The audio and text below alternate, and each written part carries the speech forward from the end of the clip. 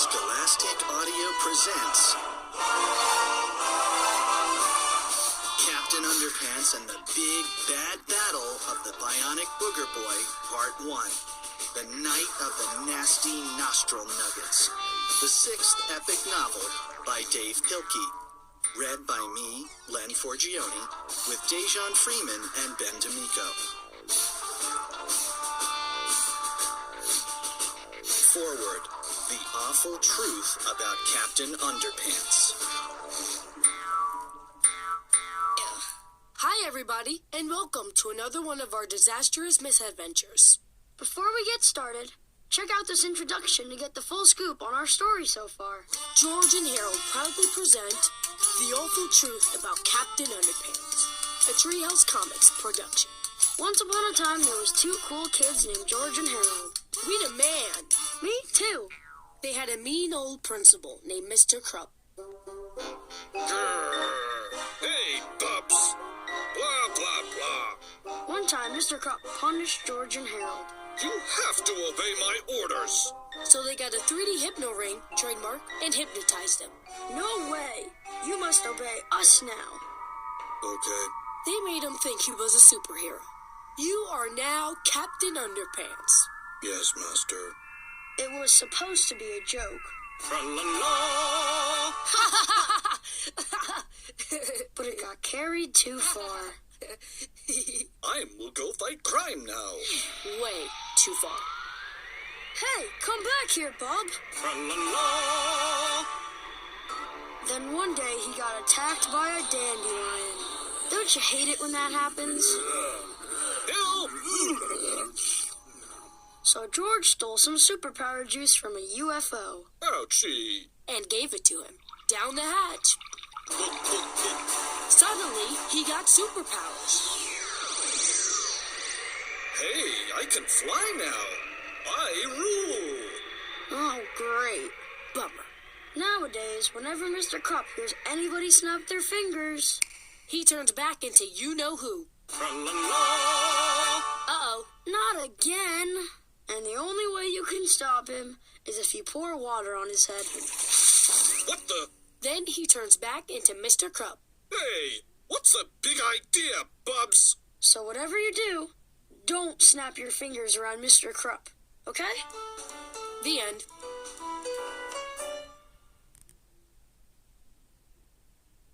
Chapter 1. George and Harold. This is George Beard and Harold Hutchins. George is the kid on the left with the tie and the flat top. We roll! Harold is the one on the right with the t-shirt and the bad haircut. Me too. Remember that now. Hey, George, this book is about us. Harold, can you stop interrupting the narrator? I'm trying to listen. Sorry. George's and Harold's grades in school were much like whales in the ocean. They rarely rose above sea level. Melvin Sneedley, however, he's the kid down there with the bow tie and the glasses. Hi, I'm Melvin. Always got straight A's. Because Melvin was so academically gifted, people just assumed he was a lot smarter than George and Harold. But that wasn't true. Yeah, Melvin wasn't so smart that time he moved the letters around on the sign outside the boys' bathroom. You mean when we changed it from please wash your hands after using the toilet to please wash your hands in the toilet? Yeah, Melvin saw the sign and actually did wash his hands in the toilet.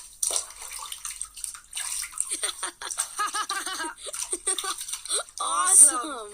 You see, George and Harold were every bit as smart as the straight A students, but in a different way. In a way that couldn't be measured by quizzes or worksheets. Maybe George and Harold couldn't spell very well or remember their multiplication tables. Perhaps their grammar weren't no good neither. But when it came to saving the entire planet from the nasty forces of unrelenting evil, there was nobody better than George Beard and Harold Hutchins.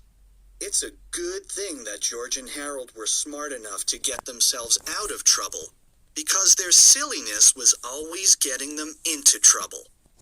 In fact, one time it got them into a really snotty situation. But before I can tell you that story, I have to tell you this story.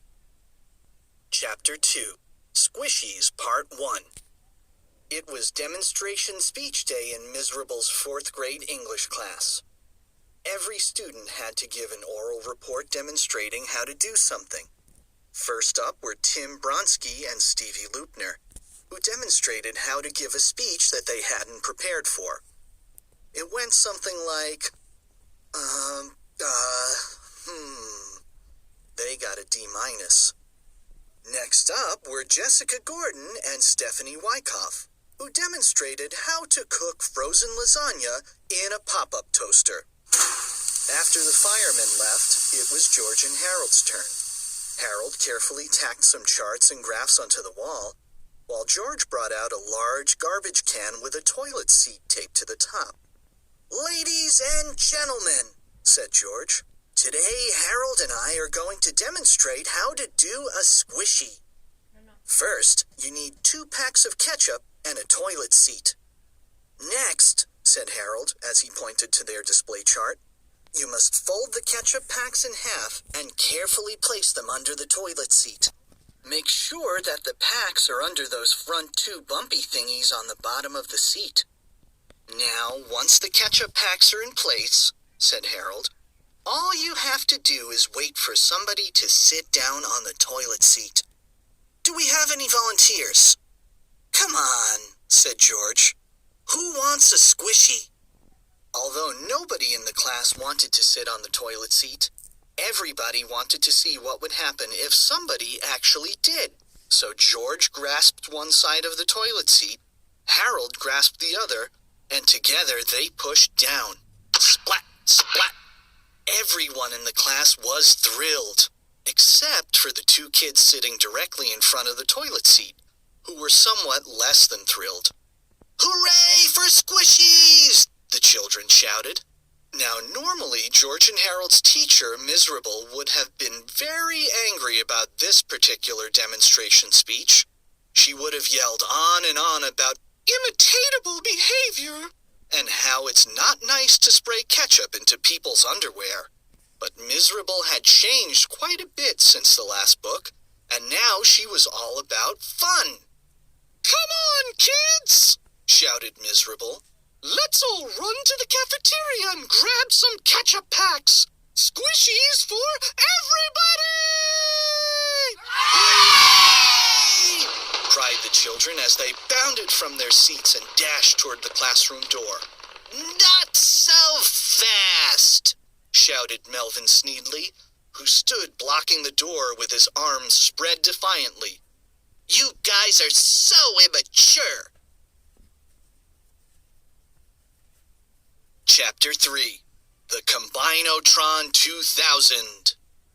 Melvin Sneedley, the school brainiac, was not about to let anybody leave the classroom until he had given his demonstration speech. "We still have 15 minutes left before lunch," said Melvin, "and that's just enough time for me to demonstrate my new invention, the Combine-O-Tron 2000. "Aw, man!" whined Melvin's classmates. The children all slumped back into their seats while Melvin pushed a plastic rolling cart to the front of the classroom. On top of the cart were a hamster, a small robot, which Melvin had built himself, and a strange-looking contraption shaped like an ice cream cone. "Today," said Melvin, "I will demonstrate how to turn an ordinary hamster into your very own bionic cyber slave." Melvin placed his pet hamster, Sulu, at one end of the cart, and his tiny homemade robot at the other end. "I shall now combine this ordinary hamster with this tiny robot, using the Combine-O-Tron 2000. Melvin picked up the Combine-O-Tron 2000 and turned it on. A high-pitched tone pierced the classroom air, getting higher and higher in frequency as the machine charged to full power. Melvin typed some last-minute calculations into the keyboard on the side of the Combine-O-Tron 2000 as its laser extractor warmed up. Suddenly, 2 streaks of red glowing light flashed onto Sulu and the tiny robot. The Combine-O-Tron 2000 began assimilating information on the two elements it was about to combine. Don't worry, kids, said Melvin. This procedure is totally painless. Sulu won't feel a thing. Finally, a computerized voice started the countdown. Combining two elements in 5 seconds. Combining two elements in 4 seconds. Combining two elements in 3 seconds. Combining two elements in 2 seconds. Combining two elements in 1 second. Blast! A burst of brilliant white light shot out of the Combine-O-Tron 2000 and formed a ball of energy between Sulu and the tiny robot. The hamster and the robot began to slide closer and closer together until they disappeared into the energy ball. The smell of burned matches and pickle relish filled the air as hot blasts of electric wind knocked books off of shelves and sent papers flying. Suddenly, there was a blinding flash of light, a quick puff of smoke, and it was all over. Melvin pulled off his goggles. No longer were a hamster and a robot sitting on the cart before him. Now the hamster and robot were one. Combined at a cellular level, the world's first self-contained, warm-blooded, fuzzy bionic cyborg. Eureka! Shouted Melvin. It worked! I have created a cybernetic life form! The children looked on as Melvin waved a metal detector over the hamster, and the reading went off the chart. One of the children raised his hand with a question. Yes, said Melvin enthusiastically. Can we go to the lunchroom and get our ketchup packs now? But now, screamed Melvin. Will you forget about Squishies for 1 minute? I've just created the world's first cybernetic hamster, and nobody is leaving this room until I've demonstrated his undying obedience. Chapter 4. Bad Sulu. Sulu didn't seem to know that he had just undergone a groundbreaking transformation. He didn't act any different. He just wandered across the top of the plastic rolling cart, sniffing everything around him, only stopping occasionally to scratch his ears or rub his whiskers. But poor Sulu was in for a big surprise. Sulu, said Melvin, I am your master, and you will obey my commands. I want you to demonstrate your new powers for the class.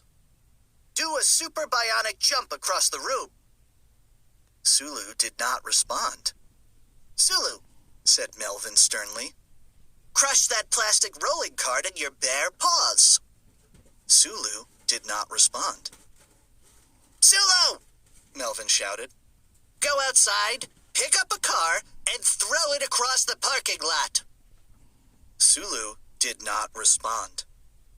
Finally, Melvin reached into his book bag and took out a red ping-pong paddle he had designed especially for this occasion. Sulu, he said angrily, do as I say, or you're going to get a good spanking. This time, Sulu did respond. When he saw the ping-pong paddle, he became very frightened, and his little hamster instincts took over. Sulu jumped into the air, grabbed the ping-pong paddle in his right paw, and then yanked Melvin onto the plastic rolling cart with his left paw. The children finally stopped thinking about ketchup packs and toilets for a moment and settled in to watch the show.